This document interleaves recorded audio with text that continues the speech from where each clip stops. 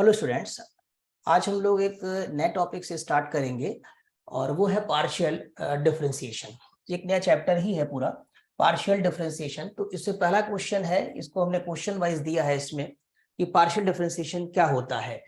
Define function of to और more variables. Partial differentiation से पहले कि फंक्शन टू और मोर वेरिएबल्स क्या होते हैं, तो सबसे पहले हम बता दें आपको कि आपने पढ़ा हुआ है फंक्शन ऑफ वन वेरिएबल। जैसे कि एक सर्किल है, एग्जाम्पल के तौर पे हम यहाँ ले रहे हैं सर्किल, और सर्किल का एरिया अगर ए लिखा जाए और रेडियस आर लें, तो एरिया को आप लिख सकते हैं पाई आर स्क्वायर। और अगर इसे देखें तो ये फंक्शन ऑफ आर है, यानी कि रेडियस। अगर आप रेडियस इंक्रीज करेंगे तो एरिया इंक्रीज हो जाएगा, रेडियस को डिक्रीज करेंगे तो एरिया डिक्रीज हो जाएगा, इसलिए फंक्शन ऑफ वन वेरिएबल है।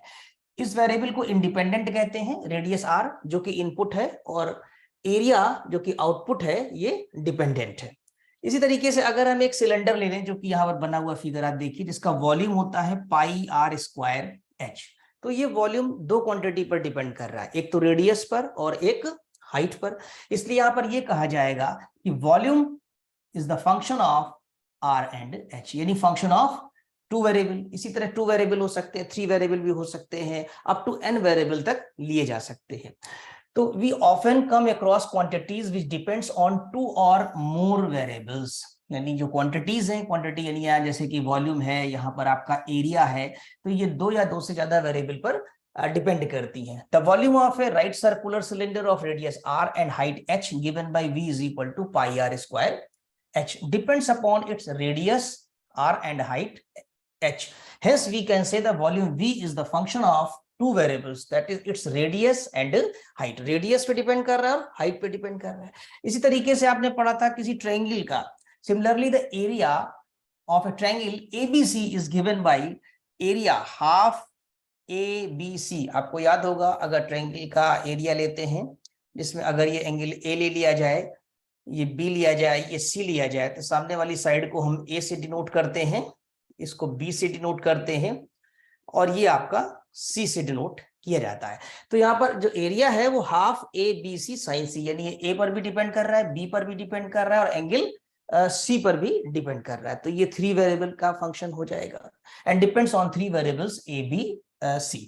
दस z इज कॉल्ड, अब यहाँ पर डिफाइन किया गया है कि क्वांटिटी को हम फंक्शन ऑफ टू वेरिएबल कैसे लिखेंगे।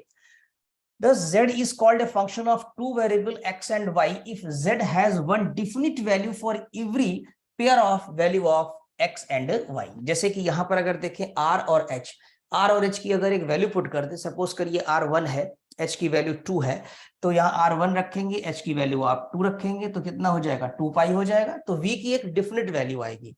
तो such relation is called the function of two variables, जब एक डिफिनिट वैल्यू आ जाए। It is written as z is the function of x, y. The variable x and y are called independent variables. x, y को independent कहेंगे, z is called the dependent variable. तो I think ये समझ में आ गया होगा आपको कि z जो है वो function of x, y है और यहाँ पर ये two variable है।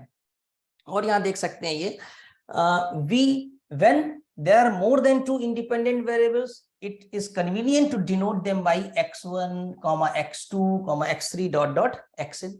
जनरली जैसे दो है, मान लीजिए आपके पास एक्स वाई ले लिया, तीन है, तो u is the function of, क्या होता है, जैसे मान लीजिए किसी प्रॉब्लम में आपको मिल सकता है कि u is the function of x, y और z। यहाँ पर u डिपेंडेंट है, x y z as a independent हो जाएंगे, लेकिन जब ज्यादा हो जाएंगे इंडिपेंडेंट तो x1, x2, x3 ... xn करके लिख लेंगे, और z is the function of x1, x2 और x3 अप टू xn लिख लिया जाएगा। ठीक। In the following discussion, we shall restrict ourselves to the function of type z is the function of x, y। यहाँ पर लिखने का तरीका z equal to Z X Y भी लिखा जाता है, z equal to F of x Y भी लिखा जाता है, z equal to phi X Y भी लिखा जाता है। ठीक, ये राइटिंग पैटर्न है। And the results proved for two independent variables x and y will be assumed to be true for n independent variables x1, x2 and xn। यानी इस chapter में जो भी थ्योरम्स आप प्रूफ करेंगे वो टू वेरिएबल के लिए प्रूफ करेंगे, लेकिन वो आपकी एन वेरिएबल्स तक के लिए ट्रू मानी जाएंगी। ये ऐसा इंस्ट्रक्शन नीचे दिया हुआ है आपका। ठीक, आइए नेक्स्ट देखते हैं। अब यहाँ है कि define continuity of a function of two variables. वैसे तो ये एक सेपरेट टॉपिक है जो एक अलग चैप्टर में आपको पढ़ाया जाएगा, कंटिन्यूटी ऑफ टू वेरिएबल्स का, लेकिन यहाँ पर एक छोटी सी डिफिनीशन दे दी गई है। इससे पहले हम आपको वन वेरिएबल की याद दिला दें। 12th क्लास में आपने पढ़ा था कि अगर किसी point x is equal to a पर कोई फंक्शन कॉन्टिन्यूअस है तो limit x tends to a fx, इसको हम लिमिटिंग वैल्यू कहते हैं या लिमिट कहते हैं, जिसमें left limit equal to right limit हो जाती है तो लिमिट एग्जिस्ट करती है, ऐसा कहा जाता है। और यहां पर ये f ऑफ a के बराबर होनी चाहिए, which is called the functional value. ये है फंक्शनल वैल्यू और ये है लिमिटिंग वैल्यू। तो अगर लिमिटिंग वैल्यू और फंक्शनल वैल्यू सेम है तो फंक्शन हमारा कॉन्टिन्यूअस कहलाता है। ये अलग एक चैप्टर है, वहां पर स्टडी करेंगे हम लोग इसको लिमिट कॉन्टिन्यूटी में। तो एक शॉर्ट में डिफिनीशन दी है, वो यहां समझ लें। The function f of xy of two variables x and y is said to be continuous at ab if double limit xy tends to ab f of xy exists and is equal to f of ab। यहाँ ये कहना चाहते हैं कि अगर ये double limit ली जाए, अभी डबल लिमिट का डिटेल आपको नहीं पता है, आगे सेपरेट चैप्टर में हम पूरा पढ़ाएंगे आपको, लेकिन अभी केवल डिफिनीशन आप याद कर लें या समझ लें इसको कि हाँ इस तरीके से ये लिखा जाता है। ठीक है, अगर लिमिट लेने पर ये वैल्यू आती है, limit X Y tends to A B F of x Y is equal to F of A B, यानी फंक्शनल वैल्यू के, तो हम कहेंगे कि फंक्शन हमारा जो है वो कॉन्टिन्यूअस है। वैसे अभी इस सेक्शन में ज्यादा इसका यूज नहीं है क्योंकि यहाँ अभी सब न्यूमेरिकल्स हैं, यानी जस्ट पार्शियल डिफरेंशिएशन ही पढ़ना है आपको। तो आगे देखिए इसमें, अब यहाँ है कि डिफाइन पार्शियल डेरिवेटिव। अब पार्शियल डेरिवेटिव क्या होता है या कैसे सिंबल में लिखा जाता है? तो डिफरेंशिएशन का एक कंसेप्ट था जिसे फर्स्ट प्रिंसिपल कहते हैं। आप देखिए मैं यहाँ लिख दे रहा हूं, जब y is the function of x होता है, ये 12th क्लास से रिलेटेड है, y is the function of x, तो जो dy बाई dx जिसे आप डेरिवेटिव कहते हैं या डिफरेंशिएशन है, इसका फार्मूला अगर याद हो आपको, तो limit h tends to 0 f of x plus h minus fx upon h लिया जाता था। ठीक है, याद है ये फार्मूला आपको? This is first principle formula. Limit या डेफिनेशन भी कह सकते हैं, ये डेफिनेशन ऑफ द डेरिवेटिव है dy बाई dx की, limit h tends to 0 f of x plus h minus fx upon h। अब यहां पर क्या है कि यहां पर आपके पास z is the function of x y, यहां दो इंडिपेंडेंट है, एक x और एक y। तो यहां केवल x के रिस्पेक्ट में डिफरेंशिएशन था, लेकिन अब केवल x के रिस्पेक्ट में नहीं होगा, यहां पर आप इसको x के रिस्पेक्ट में भी डिफरेंशिएट कर सकते हैं और आप इसको y के रिस्पेक्ट में भी डिफरेंशिएट कर सकते हैं। तो इसीलिए ये पार्शियल डेरिवेटिव वर्ड आ गया है, आंशिक कह सकते हैं जिसे हिंदी में। ठीक है, तो del z by del x, और वैसे भी आप जो निकाल रहे थे वो केवल dy बाई dx डिटरमाइन कर रहे थे, क्योंकि y is the function of x only और यहां पर z is the function of x and y both. तो एक एक करके निकालेंगे, यानी अगर हमें del z by del x निकालना है, यानी रेट ऑफ चेंज या differentiation with respect to x, तो y को कांस्टेंट रखेंगे, और अगर y के रिस्पेक्ट में निकालना है तो फिर x कांस्टेंट रखेंगे।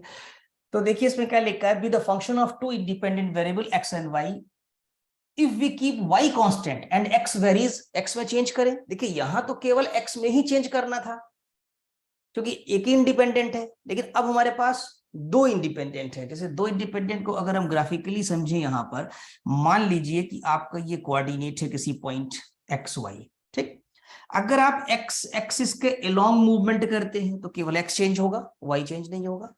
वाई एक्सिस के अलोंग चेंज यानी मूवमेंट करते ऊपर की तरफ तो y चेंज होगा, x चेंज नहीं होगा, 1 बाई 1। और अगर आप ऐसे चेंज करते हैं प्लेन पर, जैसे ट्रेन चलती है प्लेन पर, x एक्सिस और y एक्सिस का प्लेन होता है आपका, तो उसमें x भी चेंज होगा और y भी। अगर मान लीजिए यहाँ का कोऑर्डिनेट लिखना चाहते हैं तो ये होगा कि x प्लस डेल्टा x में भी चेंज हो गया और y में भी चेंज हो गया। लेकिन अगर अलोंग x एक्सिस चलेंगे तो केवल x चेंज होगा, y कांस्टेंट रहेगा। और y के पैरेलल अगर चलते हैं ऊपर की तरफ आप, तो क्या होगा, केवल y में चेंज आएगा और x में चेंज नहीं आएगा।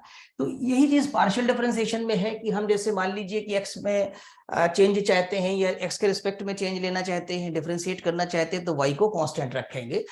If we keep y constant and x varies, then z becomes a function of x only. तब z हमारा x का फंक्शन रहेगा। The derivative of z with respect to x keeping y as constant is called partial derivative of z with respect to x and is denoted by symbol del z by del x या del f by del x या fx bracket में xy, f के नीचे suffix में लगा हुआ है, देखिए अभी स्मॉल सा x है तो fx xy, और dxz भी लिखा जाता है, dx लिख दिया और यहां पर z लिख दिया। इन सब का मतलब है partial differentiation with respect to x keeping y as constant, ठीक। और अगर हम डेफिनेशन के हिसाब से चलें एंड डेरिवेटिव इज डिफाइंड, जैसे कि dy बाय dx डिफाइन किया है 12th क्लास में, उसी तरीके से अगर इसको आप डिफाइन करेंगे तो del z by del x is equal to limit delta x tends to 0, चाहे डेल्टा x ले लें या h भी ले सकते हैं, ठीक।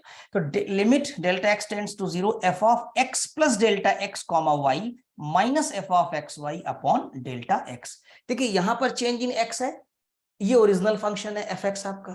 उसी तरीके से यहां देखिए f ऑफ xy तो ओरिजिनल है, चेंज जो किया गया है वो केवल x में किया है, x प्लस डेल्टा है। y कॉमा करके देखिए लिखा हुआ है, y कॉमा करके लिखा हुआ है, y में कोई भी चेंज नहीं किया गया है। जब हम पार्शियल डेरिवेटिव लेंगे किसके रिस्पेक्ट में, x के रिस्पेक्ट में, it is the definition of partial derivative.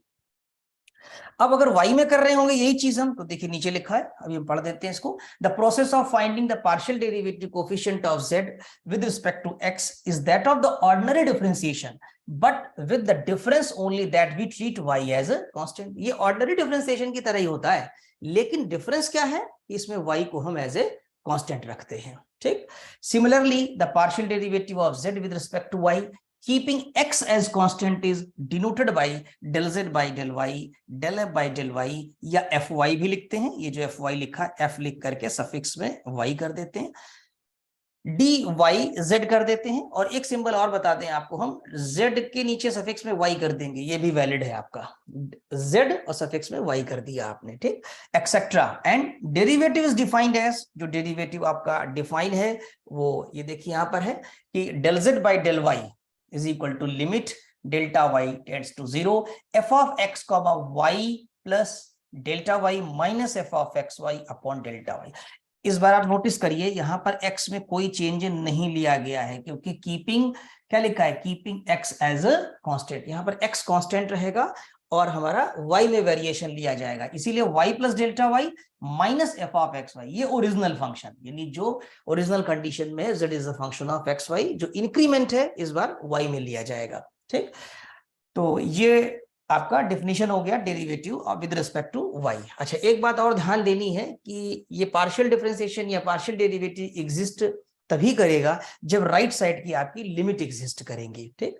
तो देखिए it should be borne in mind that the partial derivative 1 2 are defined only if the corresponding limit exist. अगर ये लिमिट एग्जिस्ट कर रही, सपोज करिए 0/0 आ गई, इन्फिनिटी आ गई, या इन्फिनिटी आ रही है केवल, तो हम कहेंगे partial derivative does not exist, the partial derivative exist नहीं करेगा आपका। तो आई थिंक ये पूरा समझ में आ गया होगा कि पार्शियल डेरिवेटिव को कैसे डिफाइन किया जाता है। 1 से 2 बार वीडियो देखिएगा आप ये, और अच्छे से समझ में आ जाएगा।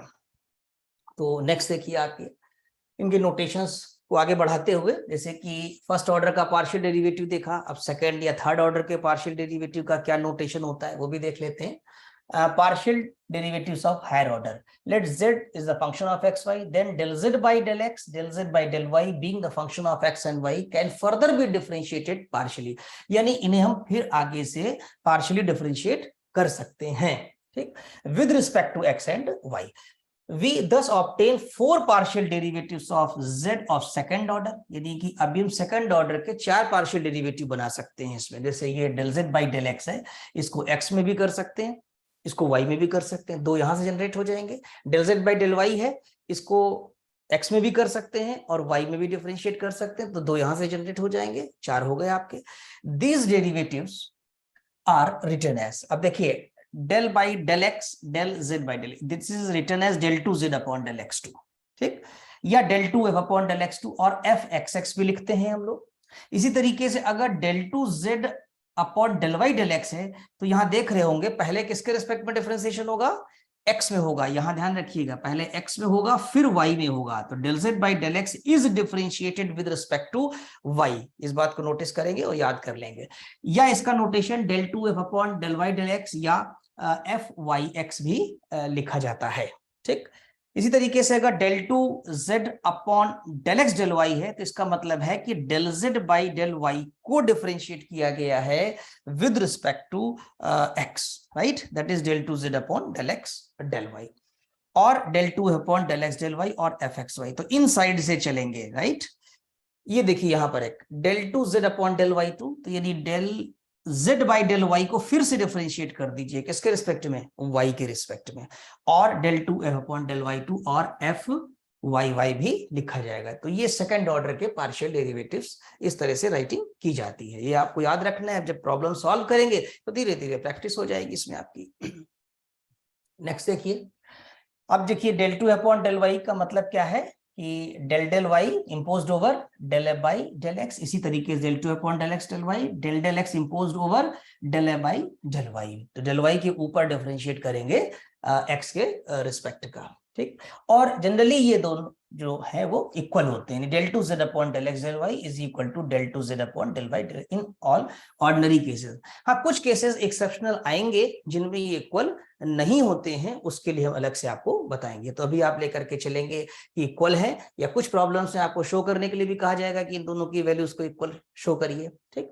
अगर मान लीजिए यू फंक्शन है एक्स वाई जेड का, तीन इंडिपेंडेंट वेरिएबल है और आपको 3 बार डिफरेंशिएट करना है, और ऐसा किसी प्रॉब्लम में अगर पूछ लिया जाए कि del three u upon del x del y del z, तो पहले किसके रिस्पेक्ट में डिफरेंशिएट करेंगे, ये कंफ्यूजन हो जाता है स्टूडेंट्स को।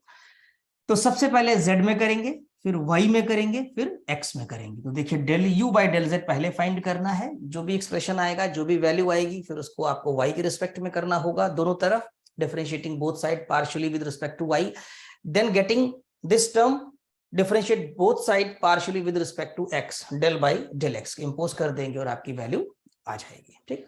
तो आई थिंक ये कंसेप्ट पूरा समझ में आ गया होगा कि पार्शियल डिफरेंशिएशन क्या है और कैसे इसको ऑब्टेन करेंगे। अब 1 से 2 एग्जांपल देख लेते हैं तो और कंसेप्ट क्लियर हो जाएगा आपका। अब देखिए एग्जांपल नंबर 1 है, if u is equal to 3x square y plus 2x y cube, find del u by del x and del u by del y। तो बहुत सिंपल सा क्वेश्चन है, बहुत ही सिंपल है कि केवल आपको फर्स्ट ऑर्डर का डेरिवेटिव निकालना है x के रिस्पेक्ट में और y के रिस्पेक्ट में। तो गिवन है आपको u, इक्वेशन नंबर 1 में आपने लिख लिया 3x square y plus 2x y cube. पहले आप इसको डिफरेंशिएट करेंगे विद रिस्पेक्ट टू x, यहाँ लिखा नहीं है लेकिन आप लिख सकते हैं कि कीपिंग y कांस्टेंट, या पार्शियली लिख दें कि डिफरेंशिएटिंग 1, यहाँ पर लिख सकते हैं पार्शियली, p करके डॉट लगा दीजिए, partially with respect to x। तो पार्शियली लगाने से ये हो जाता है कि x के रिस्पेक्ट में डिफरेंशिएट कर रहे हैं and other variables are kept constant, और सारे वेरिएबल हमारे कांस्टेंट हो जाएंगे। तो जब x में करेंगे तो केवल x का डिफरेंशिएशन होगा, तो एक्स स्क्वायर का डिफरेंशिएशन जैसे ऑर्डिनरी डिफरेंशिएशन करते थे आप 12th क्लास में, x to the power n का डिफरेंशिएशन होता है n x to the power n minus 1, उसी तरीके से यहाँ करेंगे तो 2 आ जाएगा 3 के साथ मल्टीपल में, तो ये हो जाएगा 6xy। तो देखिए यहाँ लिखा है 6xy और x का यहाँ पर 1 हो जाएगा तो 2y क्यूब आपका बचेगा, तो ये 2y क्यूब आ जाएगा। क्लियर, तो एक वैल्यू देखिए आ गई del u by del x. और सिमिलरली डिफरेंशिएटिंग 1 पार्शियली कर लीजिए, इसमें partially with respect to y, we have y में करेंगे तो इसका 1 हो जाएगा तो 3x स्क्वायर आ जाएगा, और y क्यूब का डिफरेंशिएशन बना देगा इसको 6xy स्क्वायर, 6y स्क्वायर, ठीक। तो I think del u by del x and del u by del y दोनों के पार्शियल डेरिवेटिव आपको समझ में आ गए होंगे। Therefore del u by del x ये लिख दिया और del u by del y आपने ये लिख दिया। तो ये फर्स्ट ऑर्डर का पार्शियल डेरिवेटिव है। नेक्स्ट एग्जांपल देखते हैं।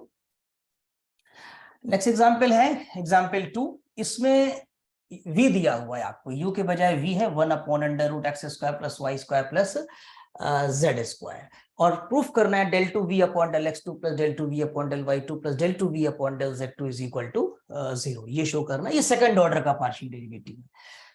अच्छा, इन प्रॉब्लम से थोड़ा सा एक ऑब्जर्वेशन भी करना होता है स्टूडेंट्स को, वो क्या है कि देखिए इसमें सिमेट्री है, अगर एक्स वाई को चेंज करते हैं तो कोई फर्क नहीं पड़ने वाला, देख रहे हैं, क्योंकि एक्स स्क्वायर भी है प्लस वाई स्क्वायर है प्लस जेड स्क्वायर है। अगर पोजीशन भी बदल देते हैं तो प्रॉब्लम में कोई चेंज नहीं आएगा। तो ऐसी प्रॉब्लम्स को एक सिमेट्रिक मेथड है उससे भी कर सकते हैं। सिमेट्रिक का मतलब क्या हुआ कि आपने del two v upon del x two obtain कर लिया, इसके बाद similarly del two v upon del y two and del two v upon del z two लिख दिया, निकालना नहीं पड़ेगा आपको क्योंकि प्रॉब्लम में एक सिमेट्री है। और ये आपको लगाते लगाते यानी कई प्रॉब्लम जब लगा लेंगे तब प्रैक्टिस हो जाएगी और ये पता लग जाएगा कि किस प्रॉब्लम में सिमेट्री है और किस प्रॉब्लम में सिमेट्री नहीं है। तो देखिए पहले v लिख लिया, पावर ऊपर ले गए तो -½ हो जाएगा। डिफरेंशिएटिंग इक्वेशन a, इसको इक्वेशन a कर लिया with respect to x। We have अब यहां पर देखिए del v by del x is equal to -½ x² plus y² plus z² -3/2, यानी इसको आप डिफरेंशिएट कर देंगे, किसके रिस्पेक्ट में करेंगे, यहां पर आप इसको करेंगे x के रिस्पेक्ट में, ठीक है। तो -½ आ जाएगा और x² plus y² plus z² -3/2, और जब x² का करेंगे तो ये डिफरेंशिएशन आपका जो है यहाँ पर 2x आएगा, क्योंकि y² और z² का जो डिफरेंशिएशन है वो 0 हो जाएगा। तो ये वैल्यू यहाँ पर देखिए मल्टीपल में 2x आएगी, ये 2 और ये 2 कैंसिल हो जाएगा, ठीक। ये माइनस और ये x, -x x², ये आई थिंक समझ में आ गया होगा, सिंपलीफिकेशन है, कुछ नहीं है। -x आपने यहाँ लिख दिया। अब जब दोबारा डिफरेंशिएट करेंगे तो यहाँ पर प्रोडक्ट रूल लगेगा, ये -x ब्रैकेट में x² plus y² plus z² -3, तो ये फर्स्ट फंक्शन ले लेंगे और ये एज ए आप सेकंड फंक्शन ले लेंगे, ठीक है। तो देखिए del2v upon del(x2) equal to del by del x del v by, अब यहां पर देखिए सेकंड निकालना है आपको del2v बाई del(x2), तो एक बार और इंपोज कर दीजिए डिफरेंशिएशन के लिए, और ये del बाई del x यहाँ ऑपरेटर रहेगा और ये आपका ये फंक्शन यहाँ पर लिखा हुआ है, ठीक है। अब फर्स्ट फंक्शन सेकंड के रूल से करिए। मान लीजिए कि आपने फर्स्ट फंक्शन का डिफरेंशिएशन कर दिया तो ये 1 आ जाएगा, और इसको सेम टू सेम कॉपी कर दिया, प्लस अब की बार क्या करेंगे, आप एक x लिखेंगे यहाँ पर, ठीक है। ये डिफरेंशिएशन है इसका, यहाँ पर ये x लिखा हुआ है, और इसको डिफरेंशिएट करेंगे तो पहले पावर डिफरेंशिएट होगी, यानी -3/2 आएगा, और माइनस ऑलरेडी आपके पास यहाँ लगा हुआ है, ठीक है।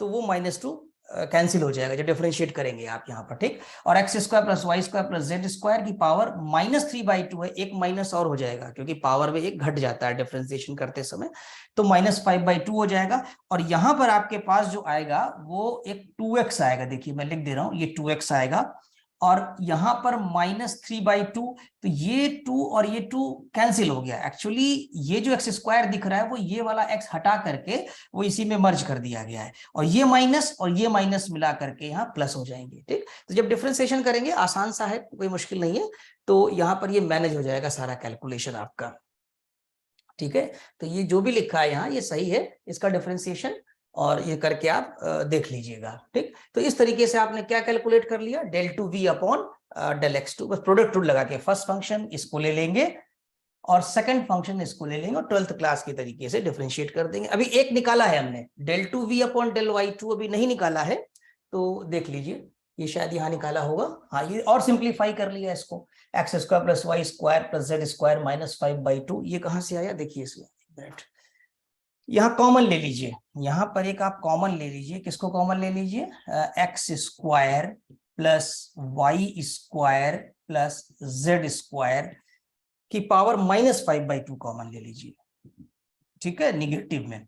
तो जब निगेटिव में कॉमन लेंगे तो यहाँ एक पॉजिटिव में पावर छूट जाएगी, क्योंकि -3/2 है ना, आप ले रहे हैं -5/2, तो आपके पास रहेगा minus times x² plus y² plus z², positive power हो जाएगी यहाँ पर आपके पास, ठीक।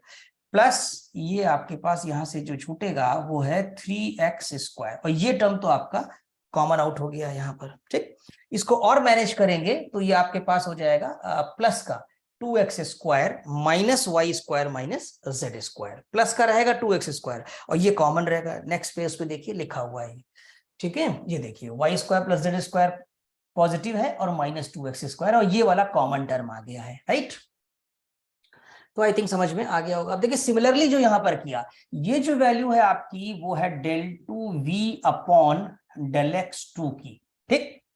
अब देखिए ये del(x2) है तो यहाँ पर -2x² आ रहा है। सिमिलरली जब आप यहाँ पर लिखा नहीं है, मैं लिख देता हूं, अगर आप y में निकाल रहे होंगे del2v अपॉन del(y2), तो ये -2y² हो जाएगा। इसी तरीके जब आप z में करेंगे दो बार डिफरेंशिएट तो -2z² हो जाएगा, बीइंग सिमेट्री। वही बात जो हमने बताई थी आपको कि सिमेट्री की वजह से आपको बार बार डिफरेंशिएट नहीं करना पड़ेगा, केवल एक ऑब्जर्वेशन करना पड़ेगा। देखिए x² plus y² plus z² की पावर -5/2 आ रहा है, और y² प्लस z² -2x² आ रहा है, तो जब आप y में कर रहे होंगे डिफरेंशिएट, तो उस समय ये जरूर कॉमन आएगा सेम पैटर्न में, और लेकिन खाली फर्क यहाँ पर है कि यहाँ 2y² आ जाएगा माइनस का, और यहाँ पर yz की जगह xz आ जाएगा। जब आप z में कर रहे होंगे तो x और y आ जाएगा, और निगेटिव वाला पोर्शन जो है वो z में हो जाएगा -2z²। ठीक, तो इस तरीके से अगर हम तीनों को ऐड करते हैं तो ये वाला टर्म जो आपका लिखा हुआ है ये कॉमन आ जाएगा, और ये सब आपस में ऐड हो जाएंगे। क्लियर?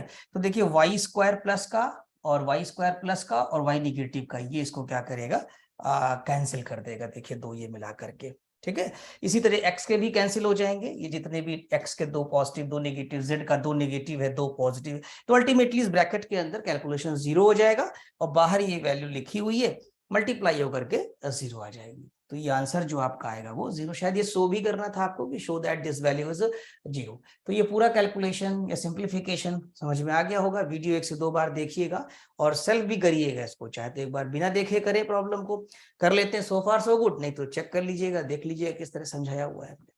तो 2 एग्जाम्पल हो गए, पूरा कंसेप्ट हो गया। अब कुछ क्वेश्चन है जो मैं आपको होमवर्क में दूंगा, एक्सरसाइज की है। इसके क्वेश्चन जो अभी हमने लिए हैं बहुत ही आसान से क्वेश्चन है, बहुत सिंपल क्वेश्चन है। क्वेश्चन नंबर 1, जैसे इसमें देखिए केवल first order del u by del x plus del u by del y plus del u by del z ही पूछा गया है। सेकंड का जरूर इसमें आ गया है आपके पास, यहाँ ये कर सकते हैं आसानी से, u दिया हुआ है, इसमें फर्स्ट ऑर्डर को ऐड करके दिखाना है। ठीक, ये u फंक्शन ऑफ, इसको डिफरेंशिएट करिएगा, नहीं आएगा तो कल के लेक्चर में हम बता देंगे सॉल्यूशंस आपको। तो ये del 2 u upon del y2 is equal to a square del 2 u upon del x square, ये प्रूफ कर सकते हैं। लेफ्ट और राइट दो वैल्यूज निकाल करके दोनों को आपस में रिलेट करेंगे। और इसी तरीके से if u is equal to ये दिया है तो आपको ये सेकंड ऑर्डर, इसमें भी सिमेट्री है, ध्यान दीजिएगा। देखिए ax plus by plus cz square है, a के साथ x का है, b y है, c z है, x square plus y square plus z square. तो आपको एक ही निकालना पड़ेगा पार्शियल डेरिवेटिव, और सिमिलरली सेकंड ऑर्डर के दोनों को आप राइट डाउन कर लेंगे, जैसे एग्जांपल 2 अभी हम लोगों ने किया है। ठीक है, ये कर सकते हैं। एक प्रॉब्लम इसमें नीचे और दी है आपको, वो है प्रॉब्लम नंबर 6। इसमें काम करिएगा, थोड़ा सा मैं आपको हिंट दे रहा हूं। इसमें u की पावर -1 लिख लीजिएगा, और x की पावर -1 प्लस f ऑफ, इसको डिवाइड कर लीजिएगा अलग अलग, तो ये 1 upon y minus 1 upon x हो जाएगा। ये फंक्शन लेके चलिएगा, और इसको एक बार x के रिस्पेक्ट में डिफरेंशिएट करेंगे और एक बार y के रिस्पेक्ट में, क्योंकि del u by del x है और del u by del y है। तो del u by del x जो आएगा उसमें x स्क्वायर का मल्टीप्लाई करके एक इक्वेशन बना लेंगे, और del u by del y जो आएगा उसमें y स्क्वायर का दोनों तरफ मल्टीप्लाई करके एक इक्वेशन बना लेंगे, और फिर उस इक्वेशन को, यानी जो पहली मिलेगी और दूसरी, उन दोनों को ऐड कर लेंगे। तो जब लेफ्ट ऐड करेंगे तो राइट में कुछ ना कुछ सिंप्लीफाई होकर के आपको रिजल्ट मिलेगा, and that must be you square, वो यू स्क्वायर होना चाहिए। अगर नहीं आ रहा तो कैलकुलेशन चेक कर लेंगे। ठीक है, तो ये जो 6 क्वेश्चंस मैंने आपको दिए हैं, इन्हें आज ट्राई करिए, और अगर कोई प्रॉब्लम आती है तो फिर हम लोग ये कल के लेक्चर में सॉल्यूशंस इनके डिस्कस करेंगे। Thank you so much.